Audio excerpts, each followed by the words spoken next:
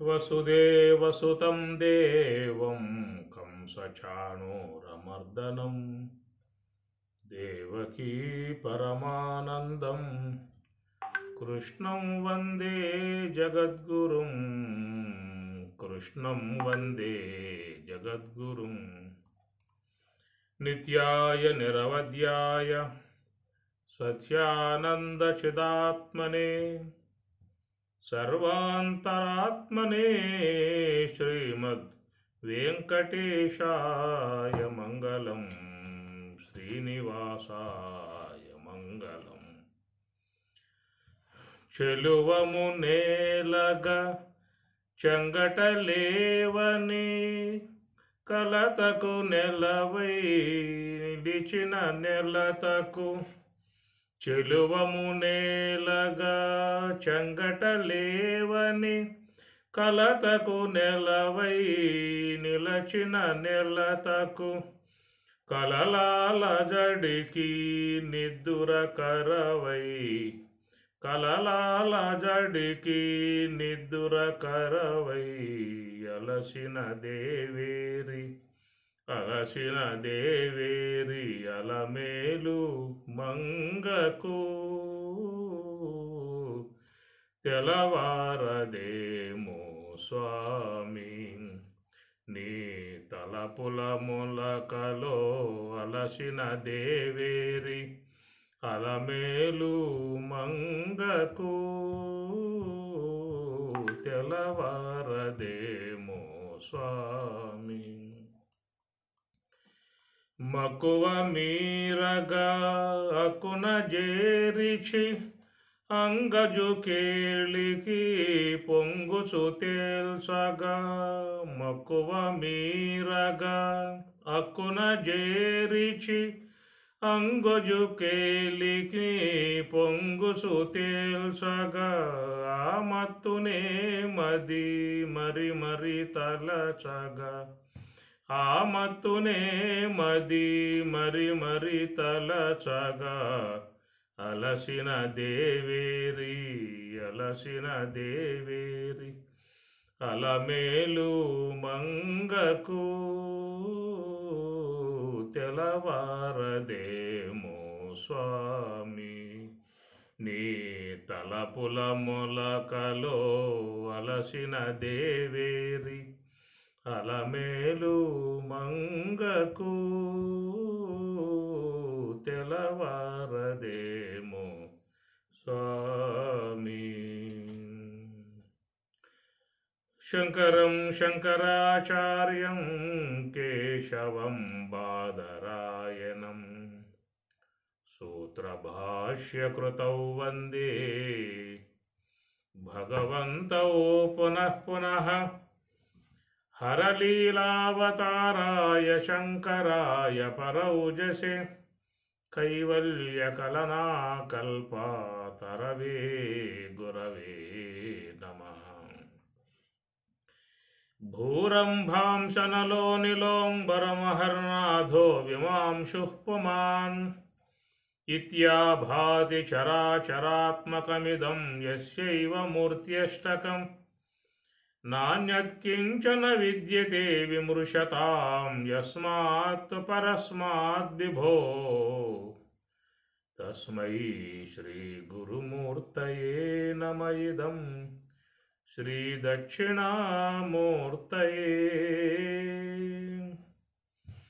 భూరంభాంశనలో నిలోంబరమహర్నాదో హిమాంశుః పుమాన్ యస్యైవ మూర్తి అష్టకం యస్య ఏవా ఎవరి యొక్క మూర్తి అష్టకం మూర్తి అష్టకం 8 ఆకారములు కలిగి ఉన్నటువంటి యొక్క భగవంతుని ఇత్యాభాతి చరాచరాత్మకం ఇదం ఐశ్వర్య మూర్తి అష్టకం అష్టమూర్తులుగా కొనియాడుతున్నటువంటి విధానం సర్వేశ్వరుని యొక్క రూపాన్ని 8 రూపాలుగా 8 ఆకారాలుగా భావించి మహాత్ములు సేవించుకుంటున్నటువంటి యొక్క అంశము. మరి ఈ విషయం భగవద్గీతలో కొంచెం మార్పులతో నడిచింది. దీంట్లో ఉన్నటువంటిది ఏంటంటే భూమి ఆపహ అనలహ వాయు కం మనః బుద్ధి ఏవచ అహంకార యమి ద్వితీయమే అని చెప్పని భగవద్గీతలో స్వామివారు పంచభూతాల వరకు నడిచారు.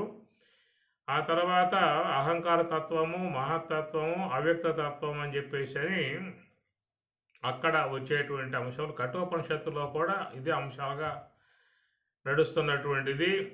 మరి చాలా సందర్భాలలో కూడా ఈ అంశాన్ని భగవద్గీతలో ప్రస్తావిస్తారు.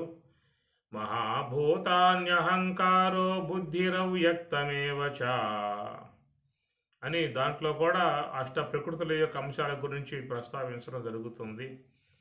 కాబట్టి అక్కడ ఏంటంటే భగవద్గీతలో వచ్చినటువంటి అంశము భూమి, జలము, అగ్ని, వాయు, ఆకాశము, అహంకార తత్వము, మహత్తత్వము, అవ్యక్త తత్వము అని అక్కడ ఒక కోణంలో నడిచినటువంటి అంశము. ఇక్కడ శంకరాచార్యుల వారు మరొక మార్గంగా ఈయన గారు భూమి అంబాంసి అనలహ అనిల అంబరం అహర్నాదహ హిమాంశు పుమాన్ ఇక్కడ మారిపోయినాయి. అహర్నాదహ అహహ నాదహ పగటికి ప్రభువుగా ఉన్నటువంటి సూర్యుడు, హిమాంశు చంద్రుడు, పుమాన్ పురుషుడు అనేటువంటిదిగా ఇక్కడ తీసుకున్నటువంటి యొక్క అంశాలు ఇవి. వీటి మీద కొంచెం మనం విచారించుకోవాల్సి ఉంటుంది.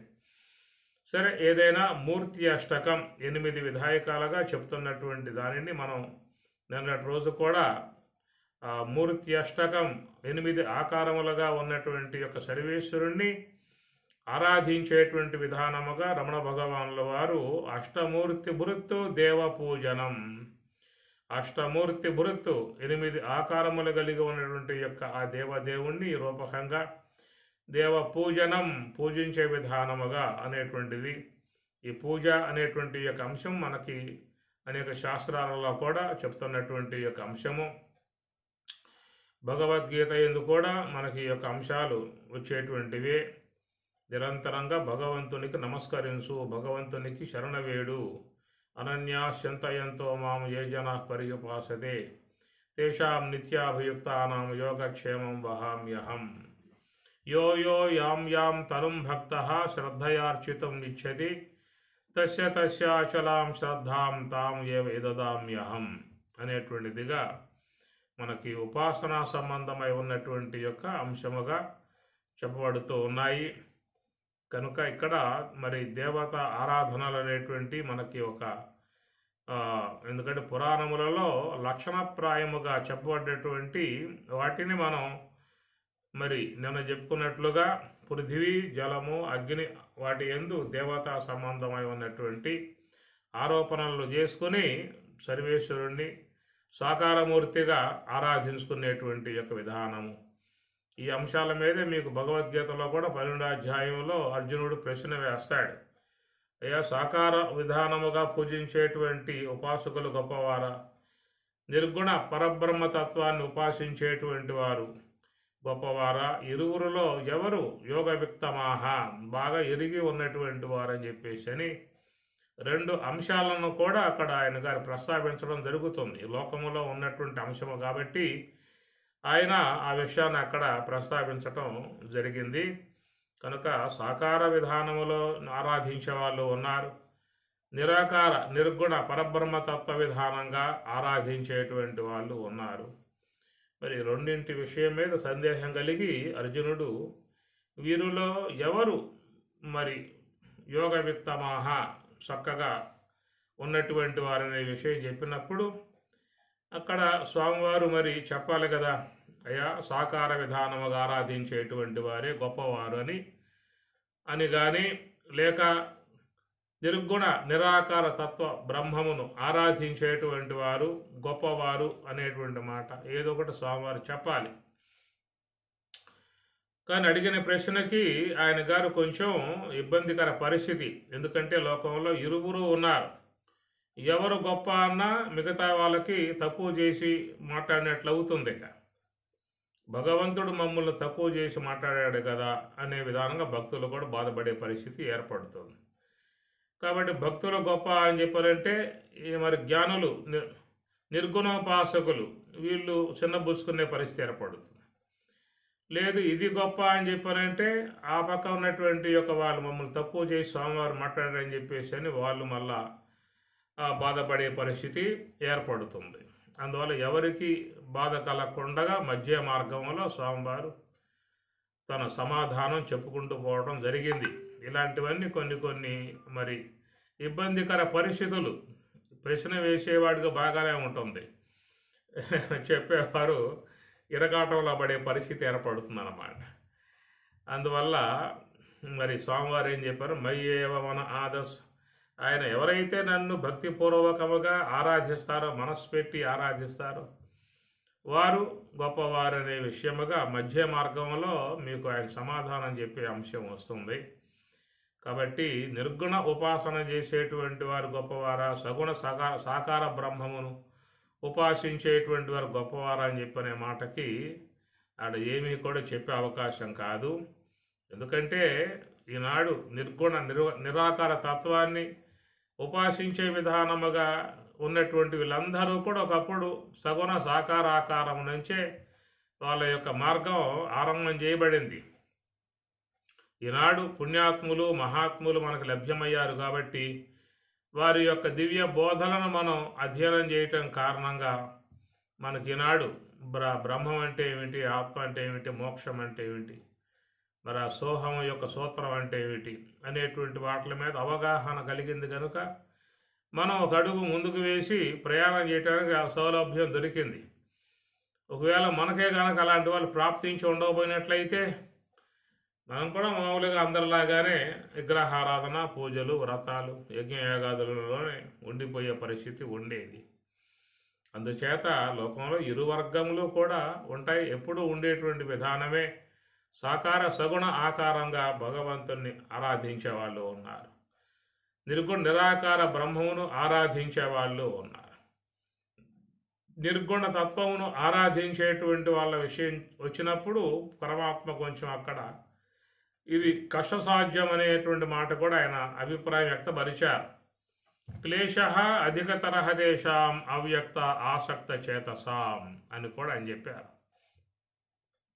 అవ్యక్త ఆసక్త చేతసాం, అవ్యక్తము అంటే ఇంద్రియ అగోచరమై ఉన్నటువంటి ఏ యొక్క బ్రహ్మమున్నదో అది దాని యందు ఆసక్త చేతసాం అనగా ఆసక్తి కలిగి ఉన్నవారు, అపేక్ష కలిగి ఉన్నటువంటి మనసు గలవారు, ఆ మార్గంలో ప్రయాణం చేసేటువంటి విధానంగా ఉన్నవాళ్ళు క్లేశ అధికతరహ అనే మాట కూడా ఆయన వాడాడు. అది కొంచెం చాలా శ్రమతో కూడినటువంటి యొక్క అంశము అని చెప్పని. ఎందుకంటే ఇది ఎదురీత అనేది ఎప్పటికైనా అది కొంచెం కష్టంతోనే కూడి ఉంటుంది. ఏటవాలుగా పోయేది ఏముంటుంది ఎక్కడ? ఇప్పుడు పడవ ఉందనుకోండి, పడవలో కూర్చున్నాడు, ఆ పడవ ఆ నదీ ప్రవాహంకి అనుకూలంగా దానికి అనుగుణ్యంగా పోతుంది అనుకోండి, ఇంకా పెద్దగా సమస్య ఏమున్నది. అదే పడవ మరి ఆ నదీ ప్రవాహానికి ఎదురు పోవాలని చెప్పనంటే శ్రమ తీసుకోవాల్సిన పరిస్థితి ఏర్పడుతుంది. అట్లాగా క్లేశ అధికతర తేషాం అవ్యక్త ఆసక్త చేతసాం. అవ్యక్తాహి గతి దుఃఖం అని చెప్పని అన్నాడు. అవ్యక్తాహి అంటే అవ్యక్త ఇంద్రియ అగోచరమై ఉన్నటువంటి బ్రహ్మం విషయములో అవ్యక్తాహి ఎలా అనగా అవ్యక్తాహి గతి దుఃఖం అన్నాడు. గతి ఆ మార్గం, దుఃఖం అని చెప్పని అంటాడు. ప్రయాసతో చేరి ఉన్న విధానం సాధారణ విషయం కాదు. ఏదో గుడిలోకి పోయావా, నమస్కారం చేసావా, స్వామివారి దండం పెట్టావా, పనసారం పడ్డావా, అయ్యవారి యొక్క తీర్థం తీసుకున్నావా, కొంచెం సులభముగా ఉండే విధానాలు. ఈ ప్రకారంగా మరి సగుణ సాకార ఆకార ఉపాసనా విధానాలలో అంత శ్రమతో కూడి ఉన్నటువంటి కాదు. కానీ ఇక్కడ మరి ఇంద్రియాలని అరికట్టాలి అన్నా, మనస్సును మనస్సు యొక్క నడవడికను ఎదుర్కోవాలన్నా, సమస్త ఇంద్రియాలు ఏవైతే ప్రకృతి వైపుకు పోతూ ఉన్నాయో ఆ ప్రకృతి వైపుకు పోయేటువంటి ఇంద్రియ సముదాయాన్ని వాటి నుంచి తప్పించి ఇక వాటిని మరి ఊర్ధ్వ ప్రయాణముగా వాటిని లాక్కుపోవాలని చెప్పనంటే ఎంతో కాలముగా వాటికి ఉన్న అలవాటు ప్రకృతి పరంగా పోయే విధానం ఏటవాలుగా పోతూ ఉన్నాయి, ప్రకృతికి అనుగుణ్యముగా పోతూ ఉన్నాయి. ఇట్లా సర్వమానవులు కూడా మరి అదే ఆ మార్గంలో అలవాటు పడి ఉన్నటువంటి విధానం కనుక వాటిని ఆ మార్గం అరికట్టి ఊర్ధ్వ ప్రయాణంగా తీసుకుపోవటం అని చెప్పనంటే అది కొంచెం క్లేశ అధికతర అన్నాడు. గతి దుఃఖం అనే మాట కూడా పరమాత్మ వాడాడు. దానికి కూడా విశేషణంగా చెప్పుకొస్తూ ఎందువల్ల అంటే దేహవద్భిహి అవాప్యతే అనే మాట కూడా చివరిలో వాడతాడు. దేహవద్భిహి అవాప్యతే. అవాప్యతే అంటే పొందటం, ఆప్యతే అంటే పొందటం. ఎందుకంటే ఇది కొంచెం శ్రమతో కూడిన అంశంగా ఎందుకు చెప్పడం కారణం అంటే దేహవద్భిహి అందరూ కూడా దేహదారులు, అనగా దేహమునందు చాలా మనం తాదాత్మ్యమును చెంది ఉన్నాం. అట్లా స్థూల దేహం కానీ, సూక్ష్మ దేహం కానీ, కారణదేహం, వాటితో పూర్తి తాదాత్మ్యమును చెంది ఉన్నాం. కాబట్టి వాటి నుంచి ఎడబడాలి అని చెప్పనంటే మాత్రం అది చాలా శ్రమతో కూడి ఉన్న విధానముగా గతి దుఃఖం అనే మాట స్వామివారు వాడుతూ దేహవద్భిహి అందరూ కూడా దేహదారులై ఉన్నారు, దేహమునందు బాగా చేరిపోయి ఉన్నారు. కాబట్టి మరి వాటి నుంచి వెలువడి మరి ఆత్మ వద్దకు పోవాలని చెప్పనంటే అది కొంచెం శ్రమతో కూడినటువంటి యొక్క అంశము. చాలా ప్రయాణం జరిగి ఉన్న విధానం ఇది. స్థూల శరీరంబు సుస్థిరంబుగా నుండు సర్వేంద్రియంబులు ఉపశాంతి నందు సన్మనః పవనముల్లు చెంచలింపకయుండు కామాది శత్రువర్గము నశింసు స్ఫురత్తు అమానిత్వాది సుగుణములు సమకూరు ఘనగుణాతీత లక్షణమునదవు బొలుపారు వైరాగ్య బోధోపరతులు సంపూర్ణంబులై మది బొదలుచుండు పరమ సుఖవార్ది ఒప్పొంగి పారుచుండు ముందట వసించి మోహించి మోక్షలక్ష్మి సర్వమును బ్రహ్మమును జూచు శాంతి నిధికి అని ఇంత క్రమంగా చెప్పినటువంటిది చాలా కొంచెం శ్రమతో కూడినటువంటి యొక్క విషయము. అంత తేలిగ్గా ఎవరు కూడా భావించే అవకాశాలు లేవు. అది శ్రమతో కూడిన విషయంలో సందేహమే లేదు. ఎంతో పట్టుదలగా, ఎంతో వైరాగ్యం కలిగి, దీక్ష పూని చేయగలిగేది భగీరథ ప్రయత్నం అంటారు కదా. ఏ ప్రకారంగా భగీరథుడు ఒక పట్టుగా తన యొక్క తపస్సును కొనసాగించాడో అట్లాగా ఈ నివృత్తి మార్గ సంబంధమై ఉన్న దాన్ని కూడా మరి తపస్సుగా తీసుకొని దాన్ని కూడా శీలించాల్సి ఉంటుంది. బహవః జ్ఞాన తపసా పూతా మద్భావం ఆగతాః. బహవః జ్ఞాన తపసా అని అన్నాడు. బహవః అనేక మంది జ్ఞాన తపస్సు చేత మద్భావం ఆగతాః నా యొక్క స్వరూప అనుభవమును వారు పొందిరి అని చెప్పారు.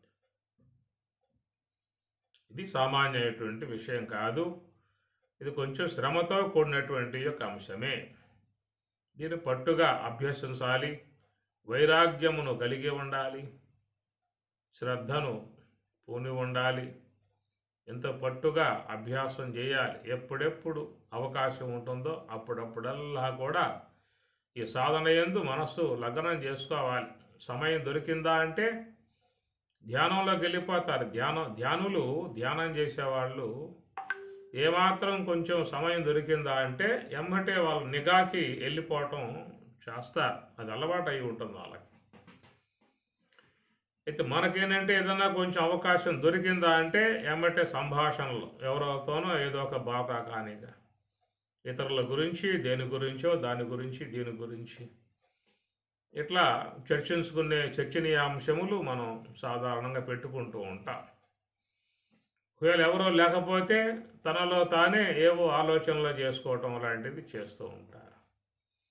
సాధారణంగా లోకంలో అందరికీ కూడా అలవాటై ఉన్నటువంటిది ఇది. ఈ రెండింటి విధానం ఎవరైనా లభ్యమైతే వాళ్ళతో ముచ్చట్లు పెట్టుకొని వాటిల్లో మునిగిపోయే పరిస్థితి. ఎవరో గనక లేకపోతే తనలో తానే ఆలోచనలు, సంస్కారాలు ముందేసుకొని ఏవేవో జ్ఞాపకాలు చేసుకొని వాటి గురించినటువంటి ఆలోచన ప్రవాహంలో మునిగిపోయే పరిస్థితి. ఇది రోజువారీగా అందరూ కూడా చేస్తున్నటువంటి పని. కాబట్టి లోకంలో పనులు ఉంటాయి, వ్యవహారాలు ఉంటాయి. ఇంద్రియ వ్యాపారం ఉంటుంది, ఏదో ఒక వ్యాపారం ఉంటుంది, వ్యవహారం ఉంటుంది. వాటిల్లో ఉన్నప్పుడు కార్యారంభంలో మునిగి ఉంటారు. ఏమాత్రం మధ్యలో గ్యాప్ వచ్చిందా, ఖాళీ వచ్చిందా అని చెప్పనంటే మనం చేసే పని ఏంటంటే, ఒకవేళ అలసిపోయి ఉన్నటువంటి భావన ఏర్పడితే పడుకోవడం చేస్తారు, అజ్ఞానంలోకి పోతారు, సుషుప్తిలోకి వెళ్తారు, నిద్రలోకి వెళ్ళిపోతారు. ఏమాత్రం కొంచెం కనుక అలసట అనేది భావించినట్లయితే మనం చేసే పని ఏంటంటే నిద్ర అనే దానికి ఉపక్రమిస్తాం. లేదా అంటే ఎవరైనా తారసపడితే వారిని పిలిచి కూర్చోబెట్టుకుని ఇక లోక సంబంధమై ఉన్నటువంటి సంభాషణలు ఆరంభం చేస్తాం. ఇక అది ఇది కాకపోతే ఇక తనలో ఉన్నటువంటి ఆలోచనలు ముందేసుకొని ఆలోచన ప్రవాహ పరంపరల్లో ఉంటాము. ఇది లోకంలో అందరూ కూడా సాధారణంగా సమయం దొరికితే చేసే పని ఇది, ఇంకేం లేదే. అది ధ్యానం చేసే వాళ్ళు అయితే ఏం చేస్తారు, చక్కగా వారికి సోహం యొక్క సూత్రం అంది ఉన్నది కాబట్టి ఎమ్మటే మనస్సు ఆ శ్వాస మీదకి వెళ్ళిపోతుంది, ఆ శ్వాసతోనే ఉంటుంది. నిశ్చలముగా రెండు కన్నులు ముకులించి తనకెంతైతే సావకాశం ఉంటుందో అంచేపు కూడా వాళ్ళు ధ్యానం చేసుకుంటూ ఉంటారు. కనుక రోజు మొత్తములో ఎన్నిసార్లు వాళ్ళకి అవకాశం లభ్యమవుతూ ఉంటుందో అన్నిసార్లు కూడా ఇలాంటి ప్రక్రియనే వాళ్ళు అవలంబిస్తారు. ప్రయాణం చేస్తూ ఉన్నా, ట్రైన్లో ప్రయాణం చేస్తున్నా, బస్సులో ప్రయాణం చేస్తున్నా, ఇతర చోట్ల ప్రయాణం చేస్తూ ఉన్నా, ఉన్నటువంటి సమయాలని వాళ్ళు ధ్యానానికి ఉపయోగించుకునే విధానములో వాళ్ళు అలవాటు పడి ఉన్న విధానము. అందువల్ల వారు నిరంతరంగా అవకాశం ఉన్నప్పుడల్లా ధ్యానాన్ని పెంపొందింపజేసుకుంటారు. కాబట్టి వారు అచర కాలంలో ధ్యానంలో కొంచెం ముందుకు పోయే పరిస్థితి వాళ్ళకి ఏర్పడుతుంది.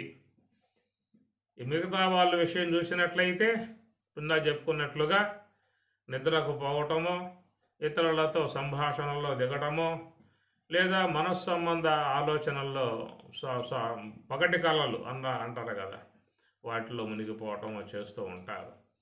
ఈ విధముగా అలవాటైపోయి ఉన్నటువంటిది కాబట్టి మనం ధ్యానం లాంఛనప్రాయంగానే చేయటం అవుతుంది. చాలామంది ఉదయం పూట ధ్యానం అని చెప్పి కూర్చుంటారు 10 నిమిషాలు 5 నిమిషాలు, అట్లా సాయంత్రం కూడా స్నానాలు పూర్తయిన తర్వాత అట్లా 10 నిమిషాలు 20 నిమిషాలు కూర్చుంటూ ఉంటారు. ఇది ఒక లాంఛనప్రాయంగా సాగిపోవటమే కానీ పరిపూర్ణముగా అది ధ్యానం కొనసాగే అవకాశం లేదు. ఎందుకంటే మనకి పగటి ఏ యొక్క అవకాశాలు ఉన్నాయో అవన్నీ కూడా ఆలోచనలతో నింపుకుంటూ వచ్చాం కాబట్టి మనం చేసే ధ్యానం కూడా మరి అది అసంపూర్ణంగానే ముగిసే విధానం ఏర్పడుతుంది. అందువల్ల గతి దుఃఖం, అవ్యక్తాహి గతి దుఃఖం, కాబట్టి ఇది కొంచెం దుఃఖదాయకమే. అయితే మరి బాగా అలవాటు అయ్యిందా అంటే చాలా సులభముగా చేసుకోపోయే అవకాశం ఉంటుంది. అలవాటైన వాళ్ళకి, అభ్యాసమైనటువంటి వాళ్ళకి. చూడండి, ఇప్పుడు విమానం నడపాలంటే ముందెత్తులో ఆ పైలట్ కొంచెం ఇబ్బంది పడతాడు. అలవాటు అయిన తర్వాత అవలేలగా వినువీధిలో చక్కర్లు కొడుతూ దానిని బాగా తిప్పుతూ ఉంటాడు. ఈ ప్రకారంగా ఏదైనా ఒక విధానం ఉందంటే అలవాటు అయిన అంశం వేరు, అలవాటు కాకుండా ఉన్న అంశం వేరు. అవలేలగా అది చేసుకోబోతూ ఉంటారు. ప్రతి కార్యం కూడా అలవాటు ఉన్నటువంటి వాళ్ళు ఎలాంటి శ్రమ అనేది లేకుండా సులభముగా లోకంలో మనం చూస్తూ ఉంటాం. ఎంతో సునాయాసముగా, ఎంతో సులభముగా చేసుకుపోతూ ఉంటారు. అది అభ్యాస బలము. అభ్యాసయోగయుక్తేన చేతసా నాన్యగామిన పరమం పురుషం దివ్యం యాతి పార్థానుచింతయన్. కవిం పురాణమనుశాసితారం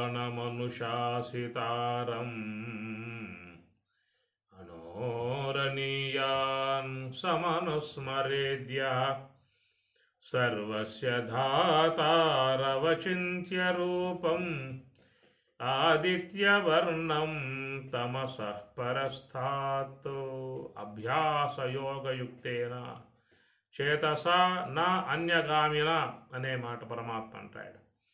కాబట్టి ఇలాంటి యొక్క ఈ ప్రక్రియ మరి అహంగ్రహోపాసన అని చెప్పి అనుకున్నాం. కాబట్టి ఆ మార్గంలో ప్రయాణం చేసేటువంటి వారు ఆ దేవతారాధన, సర్వేశ్వరుని యొక్క ఆరాధన వాళ్ళకి త్వరగా అలవడుతుంది.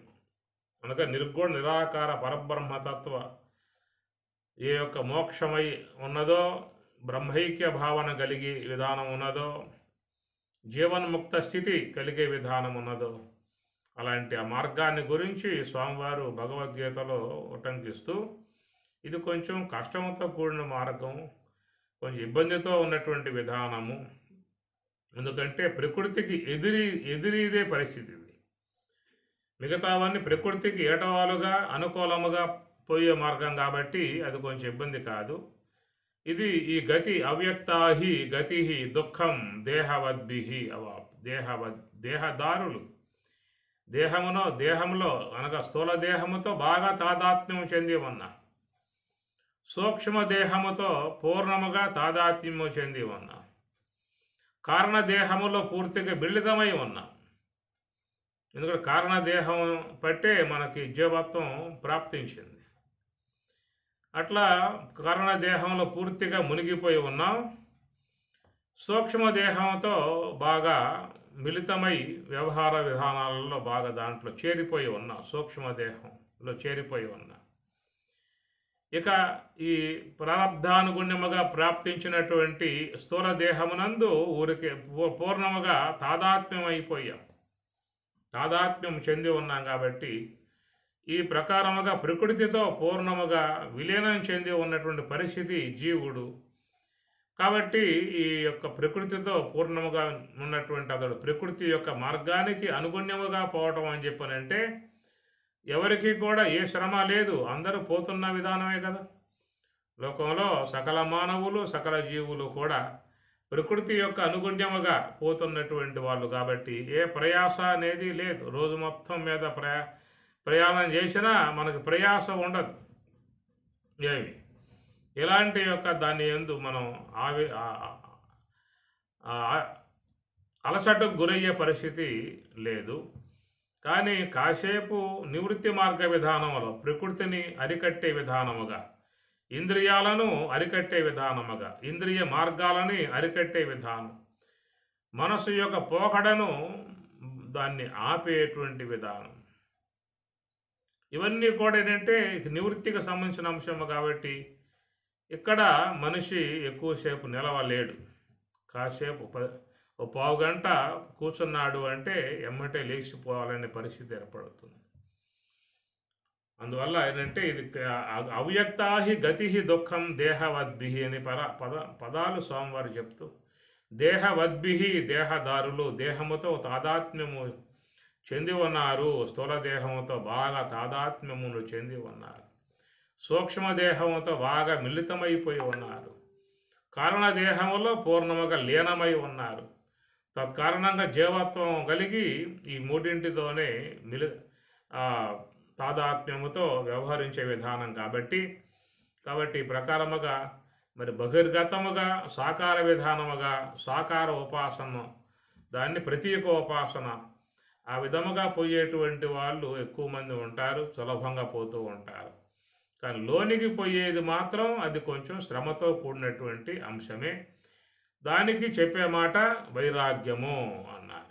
పూర్ణ వైరాగ్యం ఉండాలి. అభ్యాసేన తు కౌంతేయ వైరాగ్యేన చ గృహ్యతే. పరమాత్మ కూడా చెప్పిన మాట.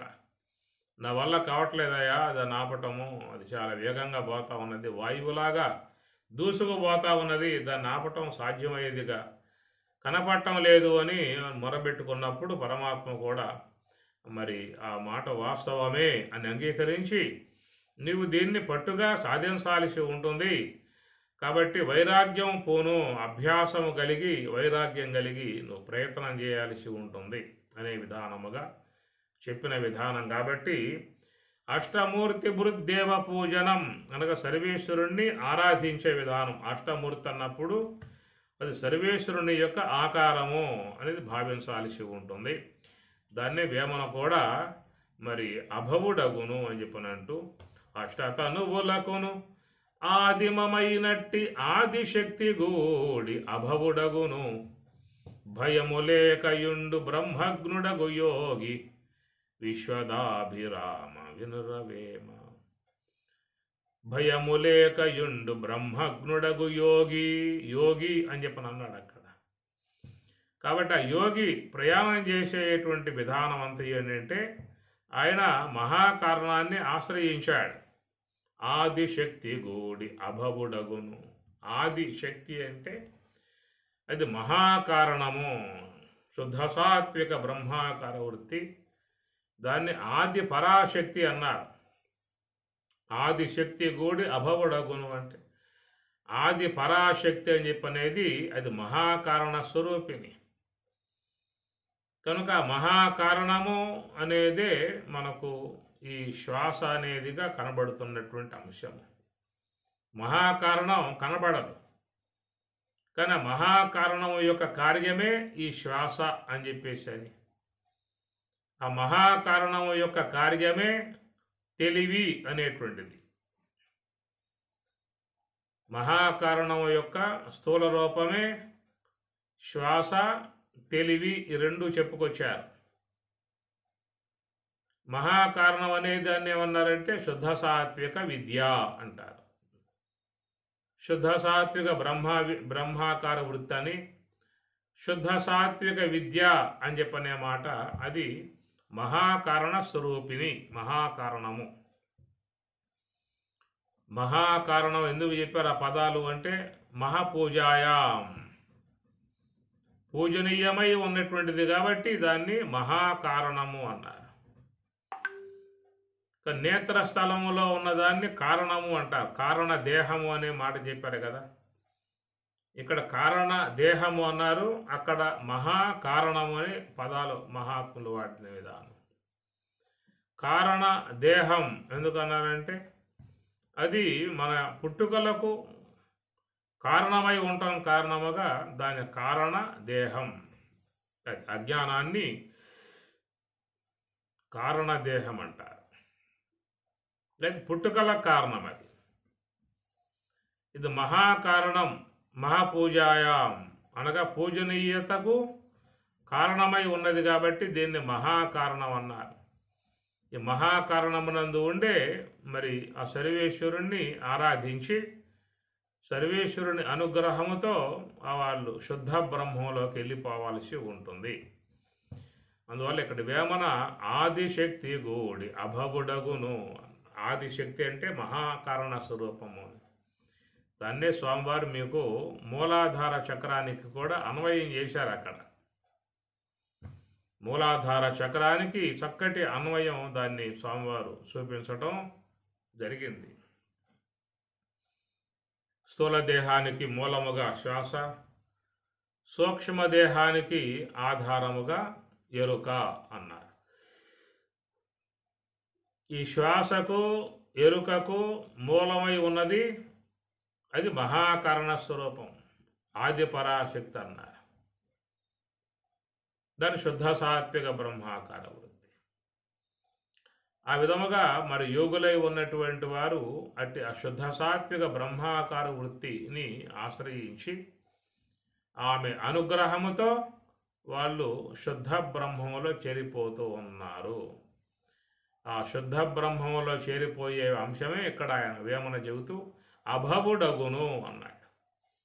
భవుడు అంటే ఈశ్వరుడు, అభవుడు నా భవుడు, అభవుడు అంటే శుద్ధ బ్రహ్మం.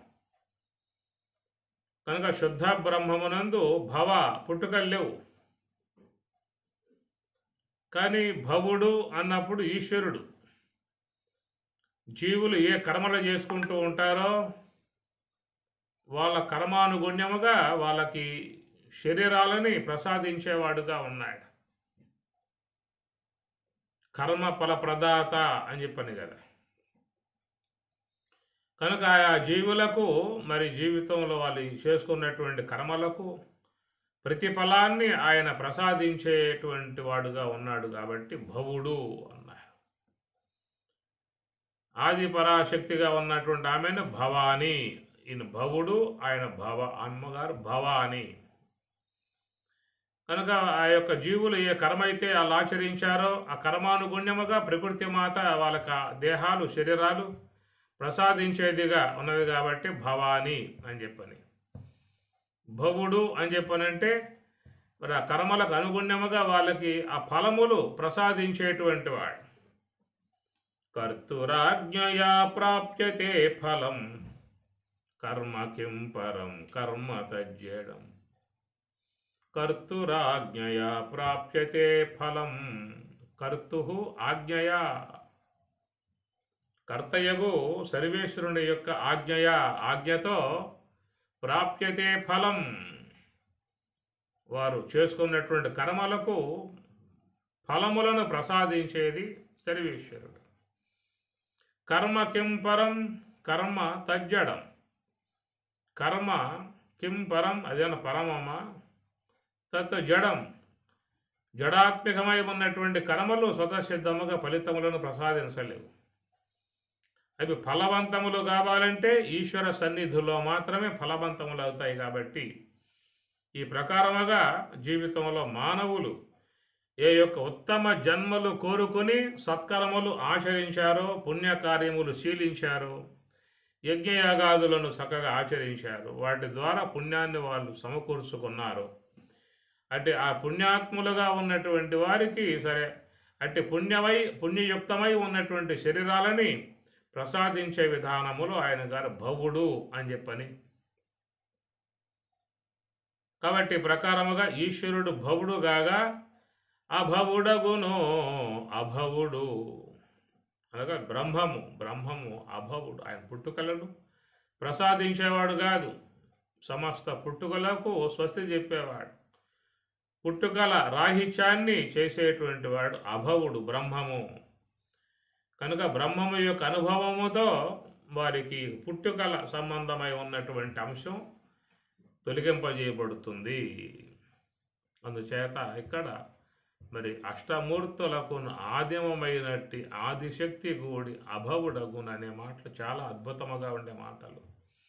అది మహాకారణము. నిన్న కూడా మనం చెప్పుకున్న అంశములలో మరి పృథివీ, జలము, అగ్ని ఈ మూడు కూడా సాకార ఆకారములు ధరించగా అంటే ఆ సాకారములై ఉన్నటువంటి వాటి యందు మరి ఈశ్వరారాధన భావనతో లోకంలో అందరూ కూడా చేస్తున్నటువంటి విధానము.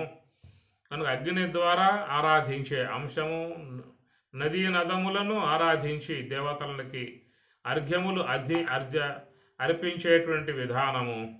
అట్లా పృథివీ సంబంధమై ఉన్నటువంటి లోహముల యందు, దారువుల యందు, మరి మృత్తు యందు దైవభావనలు కలగజేసుకొని ఆ విధముగా సాకార విధానముగా ఆరాధన చేసేటువంటి ప్రక్రియల గురించి నిన్న మనం చెప్పుకోవడం జరిగింది.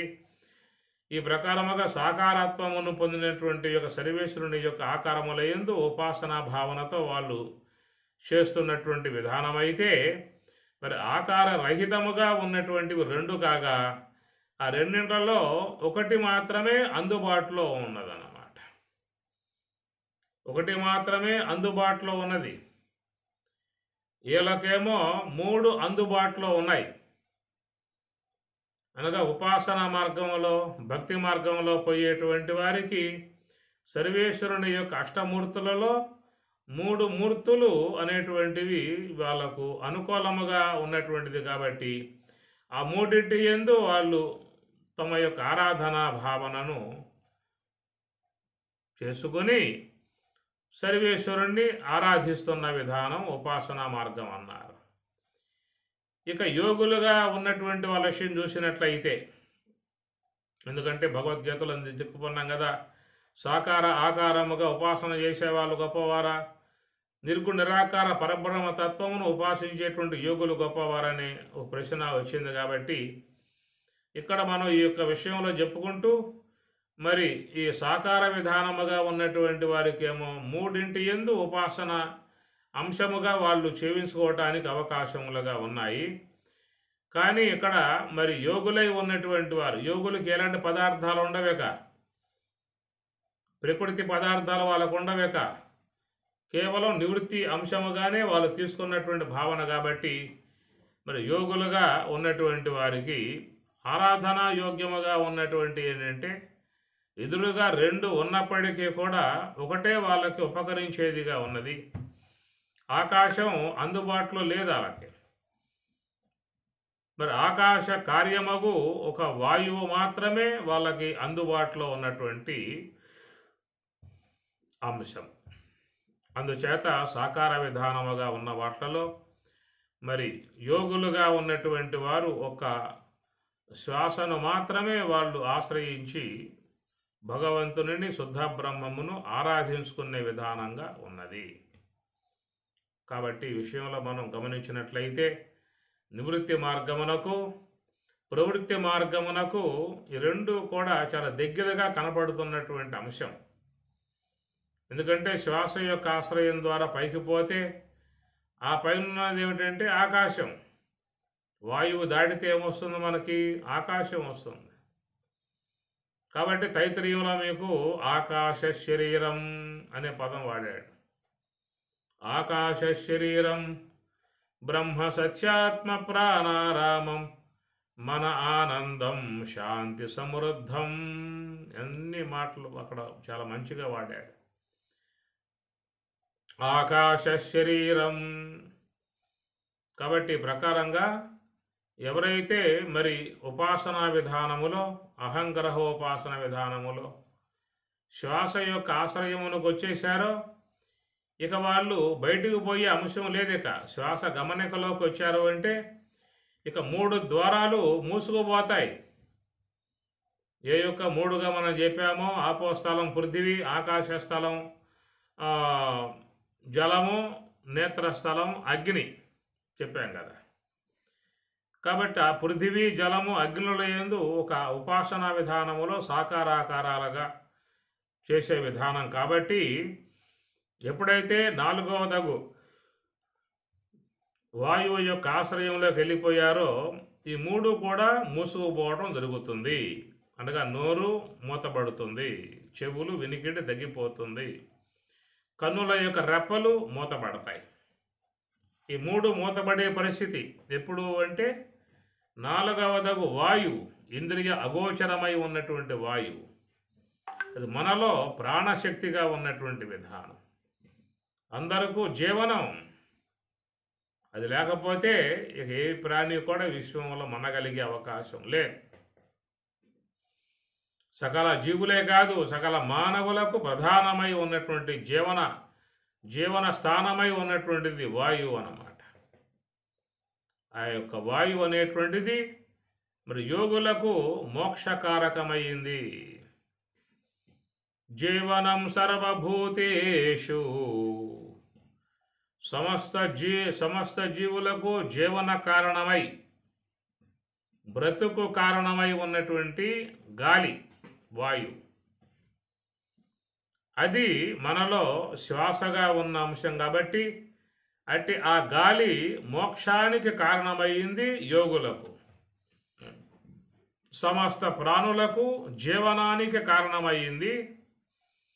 అదే శ్వాస మహాత్ములు యోగులకు మరి మోక్షానికి కారణమైంది. మీకు ఈ మాటలు ఈశావాస్యంలో వస్తాయి. వాయు అనిల అమృతం అథ ఇదం భస్మాంతం శరీరం ఓం క్రతో స్మర కృతగుం స్మర క్రతో స్మర కృతగుం స్మర. వాయు అనిల అమృతం. చక్కటి పదజాలముతో మంత్రభాగంలో మహాత్ముడు ఇస్తూ ఉన్నారు. వాయువు అంటే వాయువు అన్న అనిల అన్న 2 అర్థం గాలికే. అనల అంటే అగ్ని, కానీ అనిల అంటే వాయువు అన్నమాట. వాయువు అనిల 2 పదాలు అక్కడ వాడటం జరిగింది ఆ మంత్రంలో. ఈశావాస్యంలో చివరిలో వచ్చే మంత్రం ఇది, ఈశావాస్యోపనిషత్తు. వాయు అనిల. వాయువు అంటే వాతీతి వాయు వాగతి గంధనయోహో. వాతి ఇటు అటు ఇసురుతూ ఉండేవాడు కాబట్టి వాయువు అని చెప్పి అర్థం. అది మనలో చూసినట్లయితే ఇటు బాహ్యమునకు అటు అంతరానికి, ఇటు ఇహమునకు అటు పరమునకు రెండు పక్కల అది వీస్తూ ఉన్నది. అనగా రేచకముగా ఈ ప్రకృతి పరంగా ఈసే గాలి, పూరకముగా పరమాత్మ వైపుకి వీసే గాలి అది.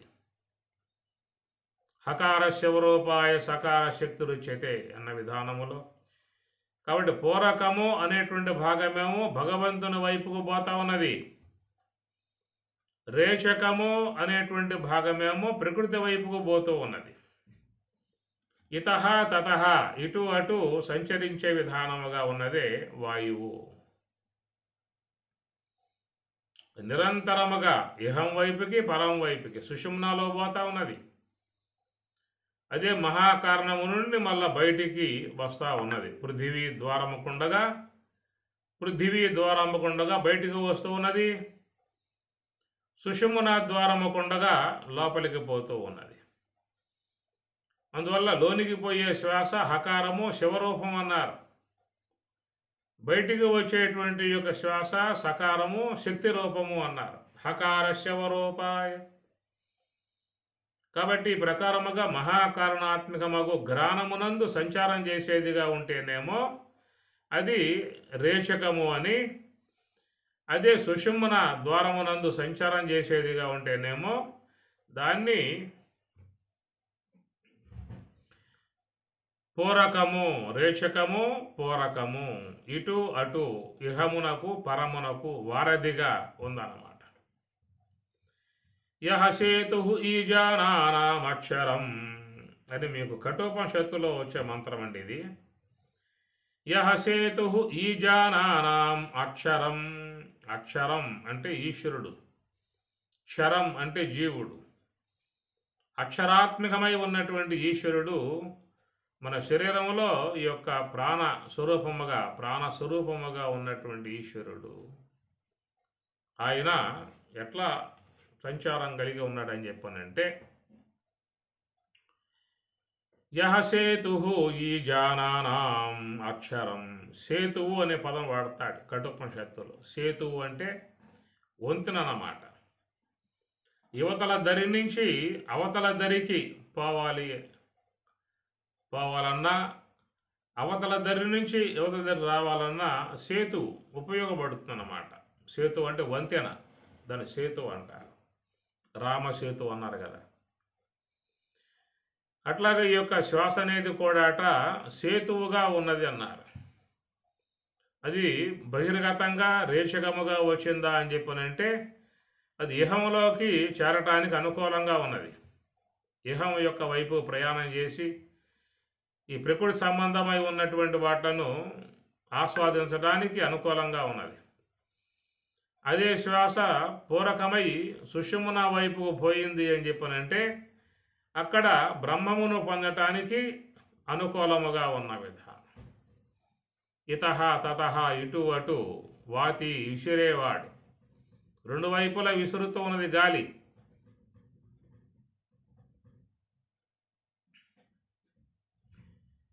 ఎంత లెక్క తిరిగినా ఏమి లేదురా, చింత చేసి చూడకున్న ఎంత లేదురా అని బ్రహ్మం గారు తత్వంలో పాడతారు.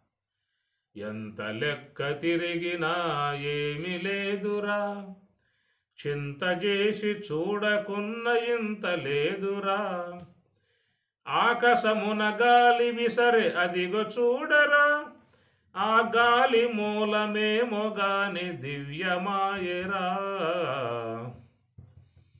ఎంత లెక్క తిరిగినా ఏమి లేదురా, చింత చేసి చూడకున్న వింత లేదురా, ఆకాశమున గాలి విసరే. సాధారణంగా ఈ పదాలు ఎవరికి అర్థం కావు. ఒక లక్ష్మయ్య గారి బోధలు విన్న కారణంగా గ్రహించడం తప్ప లేకపోతే ఎవరికి కూడా గోచరించవు. ఆకాశమున గాలి విసరే అధిక చూడరా, ఆ గాలి మూలమేమో గాని దివ్యమాయరా. ఆకాశమున గాలి విసరే. ఆకాశంలో గాలి విసరటం అంటే ఏంటి? సాధారణంగా లోకంలో గాలి ఆకాశం నుంచి ఉత్పన్నమవుతుంది, ఆకాశంలో విసురుతూ ఉంటుంది. మరి ఆ గాలి మూలమేమో కానీ దివ్యమాయద. కాబట్టి బాహ్యంగా చూస్తే మీకు ఈ అర్థం గోచరించదు. ఆకాశమున గాలి విసరే అంటే సుషుమ్న ఆకాశం, దాన్ని దహరాకాశము అన్నారు. బ్రహ్మరంధ్రాన్నే సుషుమ్న ఆకాశం అంటారు. కాబట్టి ఆకాశము నుంచి ఆ గాలి అనేది విసురుతూ ఉన్నది, అనగా రేచకముగా బయటకు వస్తూ ఉన్నది, పూరకముగా లోపలికి పోతా ఉన్నది. ఆకాశమున గాలి విసరే అదిగో చూడరా, ఆ గాలి మూలమేమో గాని దివ్యమాయరా. గాలి మూలమేమో గాని దివ్యమాయరా. ఆ గాలి యొక్క మూలం సుషుమ్న కాబట్టి ఆ సుషుమ్న వద్దకు పోతే వాళ్ళకు కలిగే దివ్య అనుభవాలు ఎంత అద్భుతముగా ఉంటాయి. అక్కడికి పోయినటువంటి వారికి మాత్రమే అవి తెలియబడేటువంటి విధానము. కాబట్టి ఈ ప్రకారముగా మరి చూసినట్లయితే ఆ గాలి అటు పరము నుండి ఇహమునకు, ఇహము నుండి పరమునకు, అనగా సుషుమ్న నుండి పృథివీ ద్వారముకుండగా బయటికి, మళ్ళా పృథివీ ద్వారముకుండగా గ్రాణ ద్వారముకుండగా సుషుమ్న వైపుకి, అటు ఇటు నిరంతరంగా సంచారం చేస్తూ ఉన్నటువంటిది. కాబట్టి ఇది యహ సేతు ఈజానానాం అక్షరం అనే పదం వాడతాడు కఠోపనిషత్తులో. యహ సేతు అంటే వంతెన అన్నమాట. కాబట్టి ఆ యొక్క మరి ఆ శ్వాస అనేది ఉంటేనే మనం రేషక విధానంగా బయటకు వచ్చి బయట ఉన్నటువంటి ఇహ సంబంధమై ఉన్నటువంటి విషయాలను మనం ఆస్వాదించే విధానం కలుగుతూ ఉన్నది.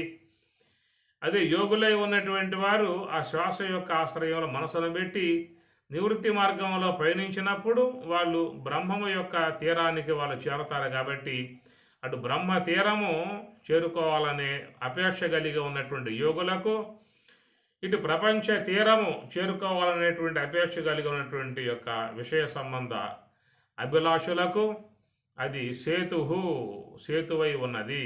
అది కనుక లేకపోయిందా అంటే అటు పరము లేదు, ఇటు ఇహము లేదు, రెండూ లేవు. ఆ శ్వాస కాస్త ఊపిరి కాస్త లేకపోతే, అది కనుక లేకపోయిందా అంటే అటు పరము లేదు, ఇహము లేదు, మొత్తం గోయిందా. కాబట్టి ప్రకారంగా దాన్ని సేతు అనే పదంతో మనకి చెప్తారు. అది వాయు, అనిల, అమృతం అనే పదాలుగా ఈశావాస్యంలో చెప్తున్నమాట. వాయు అంటే అటు ఇటు నిరంతరంగా వీసేదిగా ఉన్నది కాబట్టి దాన్ని వాయువు అన్నారు. వాతీతి వాయు అని ఉత్పత్తి. వాయు, అనిల రెండో పదం అది. మూడవది అమృతం అని మూడో పదం. వాయు,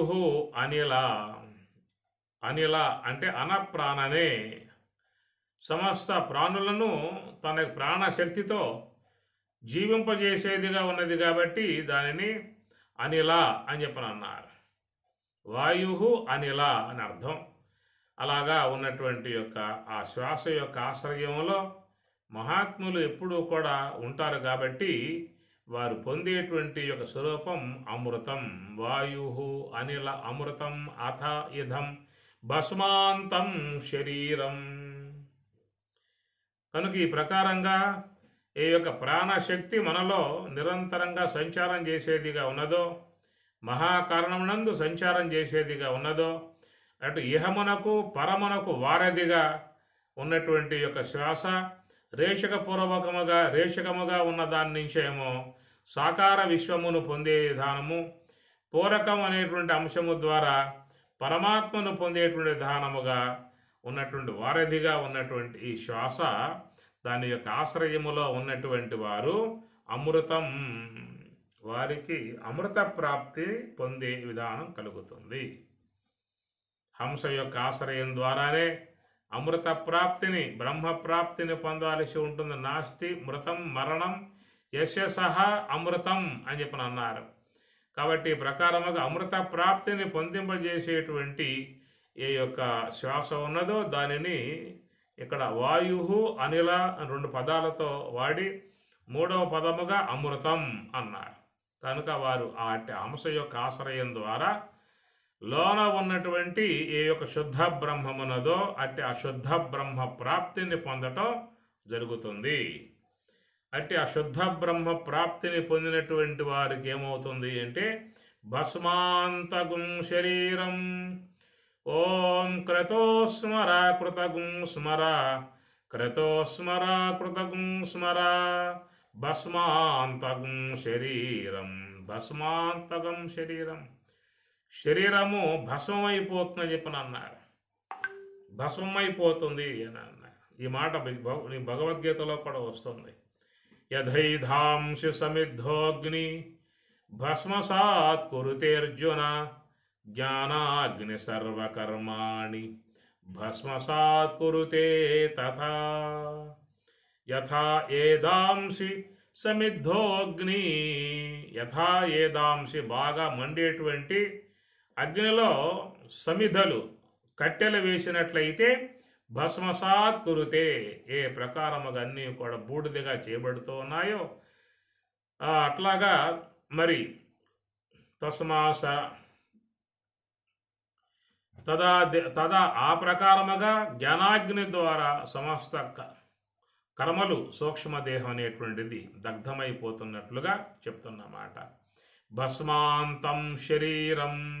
కాబట్టి అట్టి ఆ ధ్యానములో యోగ సమాధిలో బ్రహ్మము యొక్క దివ్యానుభవాన్ని పొందినప్పుడు అట్టి ఆ బ్రహ్మము ద్వారా ఏర్పడేటువంటి బ్రహ్మాగ్ని, బ్రహ్మాగ్నౌ బ్రహ్మణాహుతం బ్రహ్మైవ తేన గంతవ్యం బ్రహ్మకర్మ సమాధిన. అట్టి బ్రహ్మ సంబంధ కర్మ సమాధి, బ్రహ్మ సంబంధ కర్మ యోగ కర్మ ద్వారా పొందేటువంటి యొక్క సమాధి ద్వారా కలిగేటువంటి ఆ బ్రహ్మాగ్ని బ్రహ్మణాహుతం, ఆ బ్రహ్మము ద్వారానే హుతం రేల్వబడుతున్నది అన్నాడు. బ్రహ్మాగ్ని యందు బ్రహ్మము చేతనే అది రేల్వబడుతున్నది, కాల్పబడుతున్నది. ఆ కాల్పబడేటువంటిది సూక్ష్మదేహము. కాబట్టి ఆ సూక్ష్మదేహం అనేటువంటిది యోగాగ్నిలో కాలిపోతుంది అని అర్థం. మామూలుగా బాహ్య అగ్నిలో ఈ శరీరాన్ని దాయాదులు కాల్చే విధానం, దాన్ని భస్మం అని చెప్పని అంటారు. కాబట్టి బాహ్యముగా ఈ యొక్క శరీరము నుంచి శ్వాసలు నిష్క్రమించినప్పుడు మరి ఆ యొక్క శరీరాన్ని లోకంలో కట్టెలలో పెట్టి కాల్చేస్తూ ఉన్నారు. స్థూల దేహాలు కాలిపోతున్నాయే కానీ మరి ఆ సూక్ష్మదేహం కావటం లేదు. సూక్ష్మదేహం ఉన్నంతకాలం, దాంట్లో కర్మవాసనలు ఉన్నంతకాలం అనేక శరీరాలు అనేటువంటి ప్రాప్తించే విధానం ఉంటుంది. అది మళ్ళీ లేకుండా పోవాలని చెప్పన్నట్లయితే సూక్ష్మదేహాన్ని జ్ఞానాగ్నిలో బ్రహ్మాగ్నిలో సమూలముగా కాల్చివేయగలిగితే వారికి ఇక జన్మ అనేటువంటిది ఉండదు. కాబట్టి ఇక్కడ చెప్పినటువంటి యొక్క మాటలో మరి ఆ ప్రకారంగా ఆ బ్రహ్మము యొక్క అనుభవాన్ని వాళ్ళు యోగ సమాధి యందు పొందుతున్నటువంటి పరిస్థితి. కాబట్టి భస్మాంతం శరీరం అన్నారు.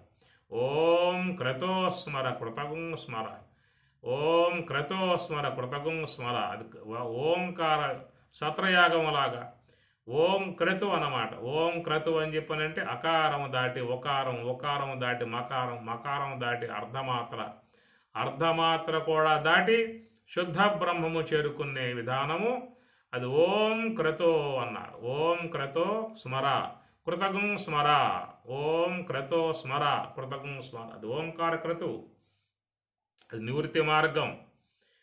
కనుక ఈ ప్రకారంగా మరి ఆ శ్వాస అనేటువంటి యొక్క దాన్ని చెప్పుకొస్తూ మనకి ఇక్కడ దేవ పూజనం, ఈశ్వరారాధన, అష్టమూర్తి గుర్తు దేవ పూజనం అన్న విధానములో మరి భగవంతుని యొక్క సర్వేశ్వరుని యొక్క ఆకారముగా భావించే విధానములో మనం చూసినట్లయితే నిరాకార తత్వమును పొందటానికి యోగ్యముగా ఉన్నటువంటిది సాకార సగుణ పరమేశ్వర ఆకారములను ఆరాధించుకునే విధానములుగా రెండు అంశాల మీద మనం ప్రతీకోపాసన, అహంగ్రహోపాసన అనే విధాయకాలలో మరి పృథివీ, జలము, అగ్ని అనబడేటువంటి ఏమో ప్రతీకోపాసనల కింద వచ్చేటువంటి యొక్క అంశము.